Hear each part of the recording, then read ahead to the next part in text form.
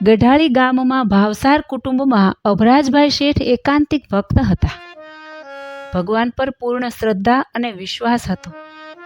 ઘરમાં કોઈ બીમાર થાય તો ગઢપુર જઈ ઘેલા નદીનું પવિત્ર જળ પાય, તેથી સાજા થઈ જાય.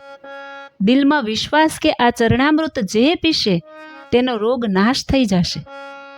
અભરાજભાઈએ 2 લાકડાની પેટી કરાવેલી.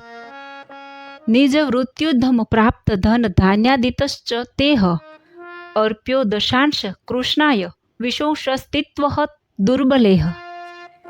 અને તે ગૃહસ્થાશ્રમી સત્સંગી તેમણે પોતાની જે વૃત્તિ અને ઉદ્ધમ તે થકી પામ્યો જે ધન ધાન્યાદિક તે થકી 10મો ભાગ કાઢીને શ્રી કૃષ્ણ ભગવાનને અર્પણ કરવો, અને જે વ્યવહારે દુર્બળ હોય તેમને 20મો ભાગ અર્પણ કરવો.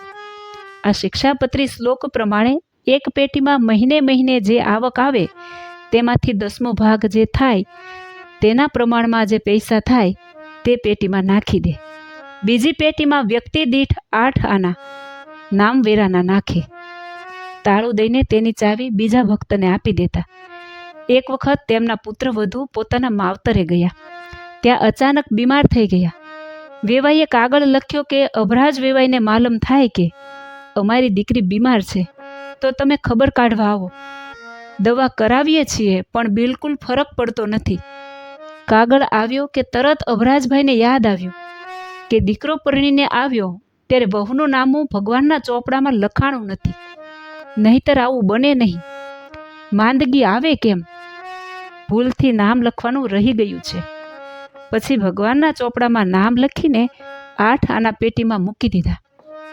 પછી તરત વેવાઈને કાગળ લખ્યો કે વેવાઈને ખાસ લખવાનું કે તમારો કાગળ મળ્યો છે, તમારી દીકરીના માંદગીના સમાચાર મળ્યા છે, તેની દવા અમોએ અહીં કરેલી છે, તો તમે હવે બીજી દવા કરશો નહીં. તેના શરીરે બરાબર થઈ જશે. તમે ચિંતા કરશો નહીં. હું 4 દિવસ પછી આવીશ. મને વિશ્વાસ છે પૌજી સાજા થઈ જશે. 2 દિવસમાં પુત્રવધુ સાજા થઈ ગયા. પછી અભરાજભાઈ વેવાઈના ઘરે આવ્યા. અરસપરસ મળ્યા, વાત કરી કે તમારો કાગળ આવ્યા પછી કાંઈ દવા નથી કરી, છતાં મારી દીકરી સાવ સાજી થઈ ગઈ, બરાબર જમે છે, ફરે છે અને ભગવાનનું નામ લે છે.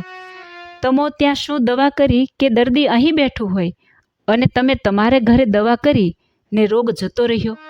નવાઈની વાત છે, અમને નવાઈ લાગે છે, માટે આ બાબત સરખી રીતે સમજાવો.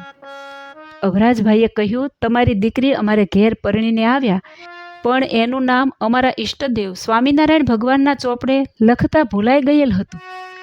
લગ્ન થાય અને કુટુંબમાં નવું કોઈ આવે અથવા કોઈ પણ બાળકનો અમારા ઘેર જન્મ થાય એટલે અમારા ઈષ્ટદેવના ચોપડે નામ લખાવી દેવું જોઈએ. તે વાત હું ભૂલી ગયો હતો. પછી યાદ આવ્યું એટલે નામના વેરાની રકમ પેટીમાં એના નામની પધરાવી એ દવા કરી. આ સાંભળી વેવાઈ તથા સંબંધી દંગ રહી ગયા. મનમાં વિચાર થયો કે વેવાઈના ઈષ્ટદેવમાં આટલો બધો પ્રભાવ છે અને વેવાઈને ઈષ્ટદેવમાં આટલો બધો વિશ્વાસ કે બીમારી જતી રહી. આવું સાંભળી વેવાઈનું ઘર સત્સંગી થઈ ગયું. આ બંધારણ ફક્ત સ્વામિનારાયણ સંપ્રદાયમાં અજોડ છે. ભગવાનને અખંડ ઉર્મા ધારે તો ભક્તમાં અપાર સામર્થ્ય આવે છે. તે દેહ છતે મૃત્યુલોકમાં બેઠા બેઠા અક્ષરધામ, વૈકુંઠધામ, શ્વેતદ્રીપધામ, ગૌલોકધામ વગેરે ભગવાનના ધામમાં જઈ શકે છે. ભૌતિક દેહ અભૌતિક થઈ જાય છે, બ્રહ્મ દશાને પામી જાય છે.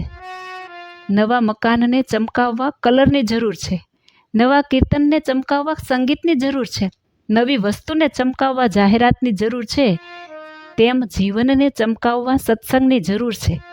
જય શ્રી સ્વામિનારાયણ.